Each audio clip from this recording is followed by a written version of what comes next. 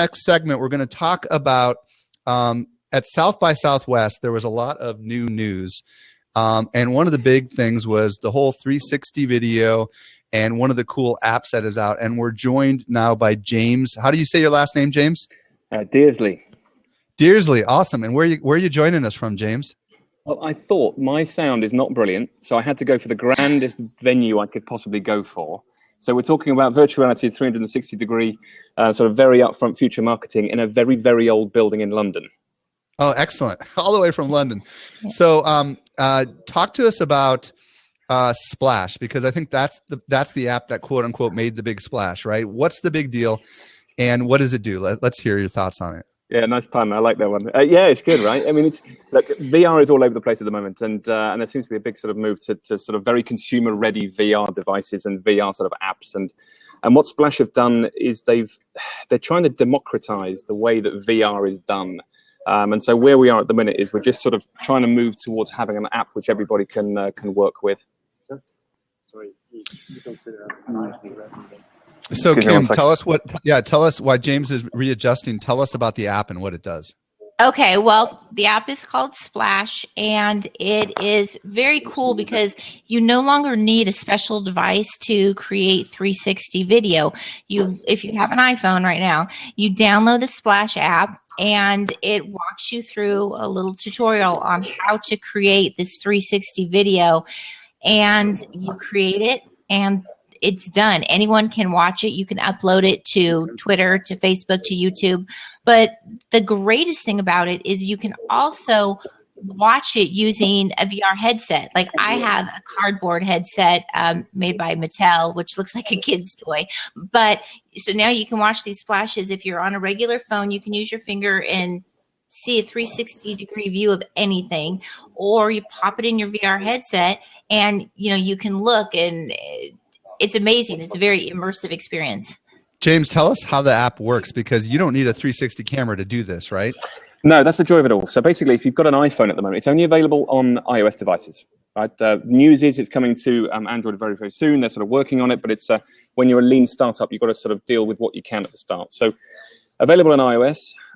You just need your camera, and essentially you just open up the app. It's unbelievably quick. And one of the things I like particularly about it is it's almost one of these sort of 1 or 2 click sort of very, very easy to use sort of applications. Open up the camera, simply just take the camera around with you as you're going around. If any of you have used the Google Camera app or the Street View app, which are Google devices, you'll notice they're quite slow and you've got to go around and take individual photos. But this is far more intuitive and it's far quicker to get the same result. And what I really like about it, which is where I think from a consumer perspective is absolutely fantastic, is that you can integrate small bits of video in with stationary sort of photos. So you get a real sort of hybrid VR experience where, let's say, for example, okay, I'm in a pretty cool building, except when the security guards tried to move me away from fire escapes. But I can be taking really cool photos as I'm going around. And if there's a bit of interest and a bit of action, I can then record a small video. And in the VR, in the 360-degree sort of immersive panorama that it creates, I'm then capturing a little bit of video snippets in it. I mean, look, don't get me wrong. It's not perfect. It's a bit crude. But it's fantastic fun. I mean, just so I understand, James, like let's say the main subject is what I'm going to film first, right? And can I film like 10 seconds, or how long of the video, or is it just the whole thing is still photography? That's the part I'm struggling to get my head around. You can get about sort of 30 seconds of video in an immersive panorama. So to put it into perspective, Robert Scoble tried it at South by Southwest recently, loved it, and his description was he was going to the Guns N' Roses party, and he was going to stand there, film Guns N' Roses on the stage in their sort of interactive state, move around and just take freeze frames of the people behind. So you're getting an immersive and sort of interactive VR experience as you're going. And it kind of stitches it all together for you, right? It's almost like the panoramic view on iPhone where you just kind of go like that. It's not that simple, but it's just a matter of holding the phone and somehow it's just snapping shots, and then it shows you what areas need to be. Is it kind of like it almost reminded me of Star Trek back in the olden days when they'd go into the hologram room or whatever, and then all of a sudden they'd turn it on. So is it obvious which part? Yeah. I was just going to say the really cool thing about it is it's 2 clicks. So you open it up, you take the clicks of the absolute immersive panorama, and it's a 1-click share to Facebook. So we're talking a lot about this sort of in-app world. I mean, the Facebook Live stuff is pretty cool. Again, it's very, very simple and intuitive. This is pretty intuitive too, you know, and it's very, very easy for people to do it. Right. So this allows us to create a 360-degree video basically without having a 360-degree camera. Yeah. And how long would you say it takes you to actually, you know, let's say you take your 30-second clip. I mean, how many minutes am I spending taking all the rest of the shots? Is it seconds or what is it? Seconds. Yeah. Wow. Really And then it outputs the 360-degree video. I would imagine you could upload it to YouTube and Facebook, right? Because both those platforms are currently supporting 360. It's What's the marketing app? Yeah, go ahead, Kim.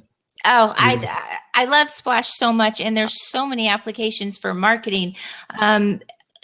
James does a lot with real estate, but for me, I was thinking, hey, we're going down next week to do some more video of the train station down in San Diego for the conference to show people how to get from LAX to the conference. Now I can take this just with my iPhone and shoot 360 video of the train station and show people exactly what their surroundings are going to look like. It's very easy, and it does all the stitching for you and keeps the file size smaller.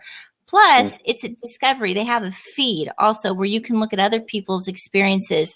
And then if you do it in a VR headset, to me, it's like you can then direct your own experience. It's mind-blowing. It's so fun and so easy, and you don't need an expensive camera to do it. Just an iPhone. You know, Kim, you said the exact word, which I think is brilliant, which is it's fun. And I think we're in this sort of stepping stone at the moment into VR. VR there is no doubt, as Mark Zuckerberg said, it's the next platform after mobile. That's why they're investing in it so much, because they lost out on mobile, right? They didn't get iOS, they didn't get Android. So they're investing in a big way. And you mentioned earlier on, Michael, about this sort of, there is a defined plan with certain facets of Facebook, right? There is a plan, there's a defined plan. I absolutely think we're on sort of a less defined, but still a plan with VR being integrated into marketing, in the sense that we as marketeers are the best place to deploy VR content. We just have to understand how the heck to use it. And it's apps like this where we can start to appreciate and understand the enormity of what we're about to get. And we're also in this stepping stone before these really good, I mean, we've got Ricoh Theta, which is a camera at the minute, which is a one-click VR immersive thing. We've got Gyroptic, which was the, I think, third best bit of hardware voted at the Consumer Electronics Show in Las Vegas this year, which is coming out in April. All of these are one-click things. But this is for everybody. This is free. It's easy. And the next step is marketers to get to use it. See, that's the thing right there. You said it's free. So when you think about this generating 360-degree video, and for folks that do not know this, anyone can upload a 360-degree video to Facebook, I think from a desktop or from a phone. I'm not 100% sure on the phone. And I've always dreamed, how cool would it be to create these shorter videos that would allow people to have an immersive experience, you know, at any kind of event. I can imagine creating, Kim, during the keynotes, a couple of these kinds of videos showing 3,000 people, you know, experiencing the conference and having these things for promotional purposes down the road. And James, you're in the real estate industry, man. This is huge for you, right? I mean, like, if you're going to be showing a house, I mean, this is kind of cool, huh? Yeah, I mean, it's kind of cool for a lot of things. I mean, one of the things, I mean, yeah, look, you know, real estate is having a field day, especially on these cheap apps, because one of the big things for real estate agents and realtors is it's got to be cost effective. And so this is for them wonderful.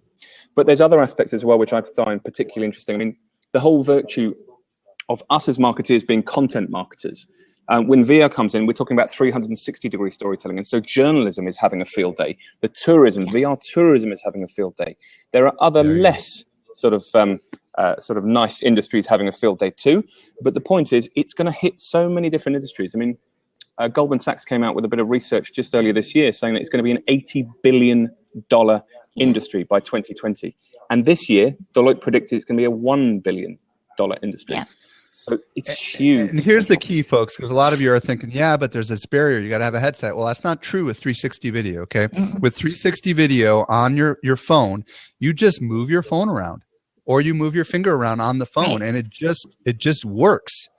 And that's why I think this is such a bridge play between video and VR, because they've designed it so that people can experience it without having the headset. And then hopefully eventually everybody will have a headset, and maybe it'll be such a small little thing that it'll be like a pair of sunglasses that they'll just have with them. Yeah. It's the plan, right? It's where YouTube and Facebook are sort of getting people ready for this stuff. But did you see the stat coming out of South by Southwest about the New York Times? And they said that they've measured the analytics of their VR content through Facebook. And they're saying on average, people are spending 8 minutes in their VR videos, which I think is a fascinating. But you know, I can tell you why, because when marketing, the whole big thing was, you know, pull marketing versus push marketing. Well, when you create a video, you're telling people what they have to watch. I mean, that's it. They get no choices. But when you create a 360 video, and then especially when you can watch it on a VR headset, you're letting people direct their own experience. You're providing context for them, but they're directing their own experience. And to me, that is amazing, because then you give the power back to the people consuming your content. And it's so exciting. Wow. Well, listen, James, I know that there's a lot that we could talk about, but unfortunately we are out of time. We're going to have to bring you back in some future editions, because I believe that live video along with virtual reality is the future. It's about creating experiences, right? And that is the future. So James, tell people where they can discover more about you and all the fun stuff you're doing. Okay, cool. So all the tech stuff, they can have a look at my blog, which is www.jamesdearsley.co.uk. Or if you're looking for more of a marketing side for the now and the next, look at thedigitalmarketingbureau.com. James, thanks for joining us. Really appreciate you coming all the way from the United Kingdom to share your insights. No problem. Thanks. Have a wonderful day. Okay, believe it or not, we've got 8 more things to talk about.